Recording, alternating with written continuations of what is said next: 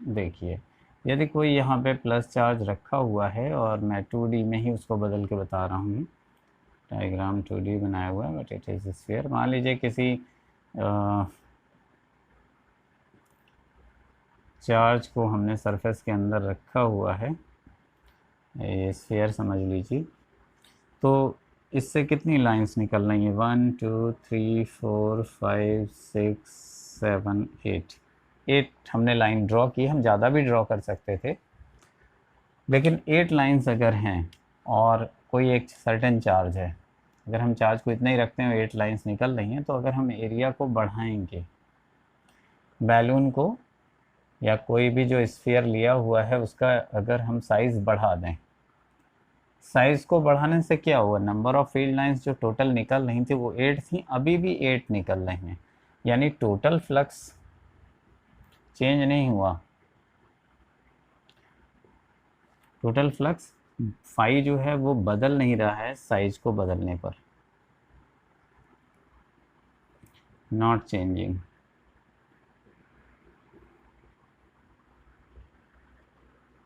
Size of closed area, close surface, close surface के बढ़ाने पर उससे पास होने वाला आउटगोइंग फ्लक्स चेंज नहीं होता है। इस पर वर्क किया है गॉस ने। गॉस ने अपनी एक थ्योरम दी है, उसको देखेंगे हम लोग। तो आइए पढ़ते हैं Gauss law.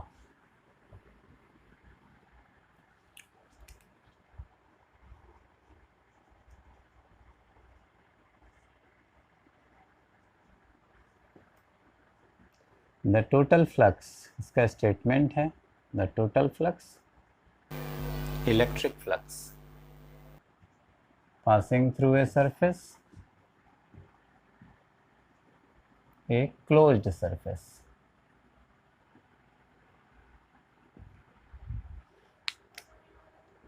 is 1 upon epsilon naught times of charge enclosed by that surface। Either way आप ऐसे भी कह सकते हैं कि the total flux passing through a close surface is always q upon epsilon naught, 1 upon epsilon naught times of the charge enclosed, enclose E N मैं लिख दे रहा हूँ इसके साथ, क्यू एनक्लोज आप सिर्फ क्यू लिख सकते हैं। और ये कैसा है? 1 upon epsilon times of charge enclose by the surface. तो ये जो चार्ज एनक्लोज है टोटल चार्ज लिया जाएगा। अगर किसी स्फीयर के अंदर Q1 चार्ज और Q2 चार्ज, दो चार्ज हैं, तो इसका सम लिया जाएगा यहाँ पे। You can say here total charge enclosed by the surface. तो ये Q एनक्लोज्ड, आप इसको Q को अब ऊपर लिख लीजिए ऐसे, Q enclosed upon epsilon not. अगर एनक्लोज नहीं लिखना है तो इस तरह से ये 5 टोटल, तो आप डायरेक्ट ऐसे भी लिख सकते हो, the total flux passing through a close surface is always q upon epsilon naught, where q is total charge enclosed by that surface। Okay, ये गॉस की थ्योरम है। इसका प्रूफ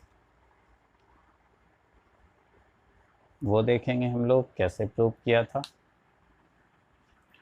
अब मान लीजिए कि कोई सरफेस है,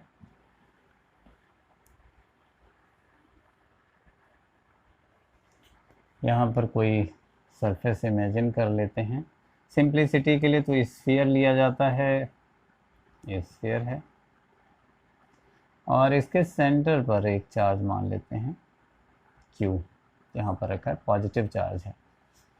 तो इसका कोई यहाँ पे सर्टेन एरिया ले लें आप, ds ले सकते हैं, लेकिन NCERT के अकॉर्डिंग डेल्टा एस लेना है। मैं डेल्टा एस एक स्मॉल पैच ले लेता हूँ इस पर, इसकी सरफेस पर स्फीयर की, ठीक है। और ज़्यादा अच्छे से दिखाना हो तो इसको इस तरह से एक पैच ले लेता हूँ। उसका आधा पोर्शन आपको दिख रहा है, आधा पोर्शन दूसरी साइड है। तो यहाँ से इसको मिलाएंगे, इसका रेडियस आप आर में मान लीजिए। तो क्यू चार्ज की वजह से आर डिस्टेंस पे जो फील्ड यहाँ पर बनेगी उसकी वैल्यू कितनी होगी, E equal to 1/4πε0 Q upon R square. R capital लिया है मैंने, R square. This is the electric field at this point over the surface, ठीक है। जो इस एरिया पैच की डायरेक्शन होगी, पैच का जो एरिया का वेक्टर होगा, that will also be radially outward, इस डायरेक्शन में इधर की ओर होगा, तो इसका वेक्टर भी उधर ही होगा। तो दोनों के बीच में कितना एंगल बन रहा है इलेक्ट्रिक फील्ड, ये भी नॉर्मल डायरेक्शन में है और ये भी नॉर्मल डायरेक्शन में है। दोनों की डायरेक्शन सेम है, आप रेडियस वेक्टर की डायरेक्शन में आप कह सकते हो और ये भी रेडियस वेक्टर की डायरेक्शन में, तो जीरो एंगल है। तो पूरा आप समझ गए हैं, ठीक है। Consider a sphere of radius r and a charge q inside it. Take a small elementary area delta s, बहुत छोटा सा एरिया लेंगे यहाँ पर, उससे जाने वाले उस वहाँ पर इस एरिया पर किसी भी पॉइंट पे जो फील्ड होगी वो कितनी होगी लिख दी है। तो फ्लक्स कितना होगा वहाँ से, इस छोटे से पैच से, द फ्लक्स फ्रॉम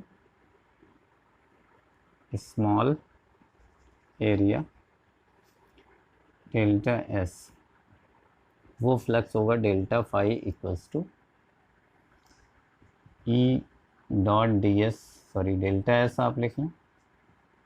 तो डॉट का मतलब अगर डॉट हटाएंगे तो कॉस यहाँ पर लिखेंगे और 0 डिग्री का एंगल है, because both are parallel. Charge को सेंटर में लेने पर थोड़ी सिमेट्री बनी रहेगी। ये हो गया E इंटू डेल्टा एस। तो there are lot of many बहुत तरह के, बहुत सारे क्या क्या होंगे, छोटे एरिया पैच होंगे इस पे, जैसे फुटबॉल पे पैचेज होते हैं, उससे भी छोटा सा पैच सरफेस पे इमेजिन कर लीजिए, आइडेंटिकल पैच हैं। तो सभी से जो फ्लक्स जाएगा वो डेल्टा फाई जाएगा, यहाँ से भी जो फ्लक्स बाहर जाएगा, यहाँ से भी फ्लक्स बाहर जाएगा, सभी डेल्टा फाई, यहाँ से भी फ्लक्स डेल्टा फाई बाहर जा रहा है। तो टोटल फ्लक्स कैसे लिखेंगे, the total flux from whole sphere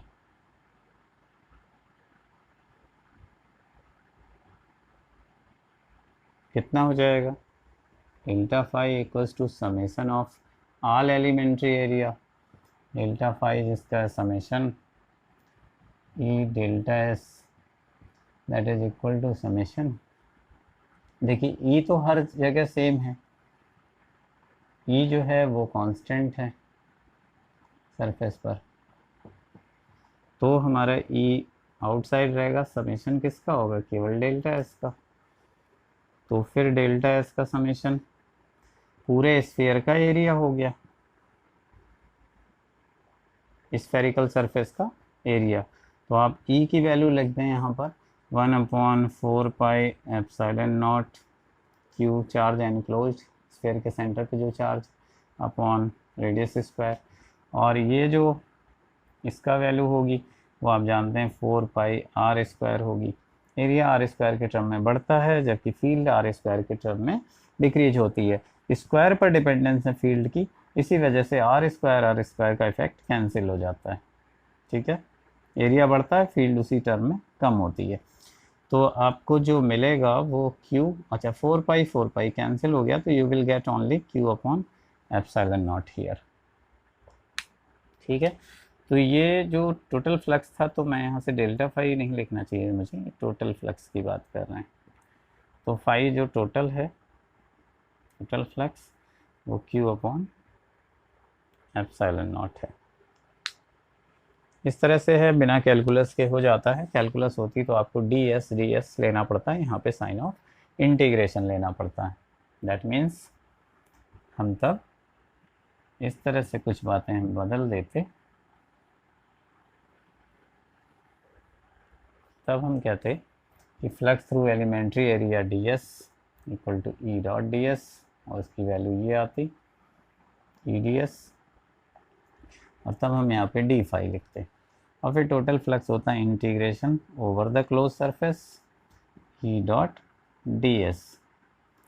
dot product था वैसे, but it is angle zero होने की वजह से ई डी एस के बराबर है।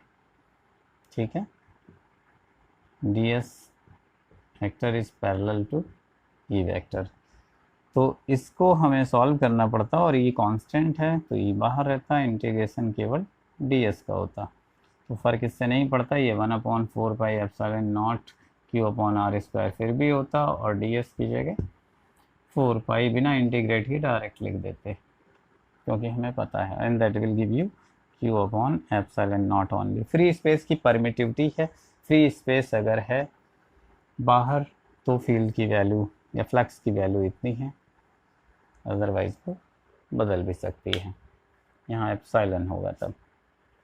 तो इस तरह से आपने देखा कि जो फ्लक्स इससे बाहर जाएगा वो एरिया पर डिपेंड ही नहीं कर रहा है, जबकि इसकी डेफिनेशन परिभाषा में एरिया भी आता है फ्लक्स की, लेकिन टोटल फ्लक्स कांस्टेंट रहता है वो चार्ज पे। अगर चार्ज आप डबल कर दोगे तो ये भी डबल हो जाएगा। अंदर अगर दो चार्ज रखे हों 5 माइक्रोकूलम और 10 माइक्रोकूलम, अगर ये भी प्लस है ये भी प्लस है तो 15 टोटल चार्ज हो जाएगा इनक्लोज। अगर ये नेगेटिव है तो यहाँ पर -10 और +5, इस तरह से -5 होगा ε0। ठीक है, तो ये एनक्लोज चार्ज टोटल लेना है। अच्छा, चार्ज सेंटर पे हो ये कोई जरूरी नहीं है, पर वो एनसीईआरटी में उसको बताया नहीं गया है सिंप्लिसिटी के लिए। चार्ज कहीं पर भी रखा हो एनीवेयर, यहाँ सेंटर पे नहीं होगा तो भी टोटल फ्लक्स आपका वही आएगा। इधर इंटेंसिटी फील्ड की बढ़ जाएगी, उधर कम हो जाएगी, लेकिन overall number of field lines तो उतनी ही बाहर जाएंगी जितनी छोटे एरिया से जाती हैं, नहीं बड़े एरिया से। एरिया पे डिपेंडेंस इसकी नहीं होगी। टोटल फ्लक्स हमेशा Q/ε0 होगा। ओके।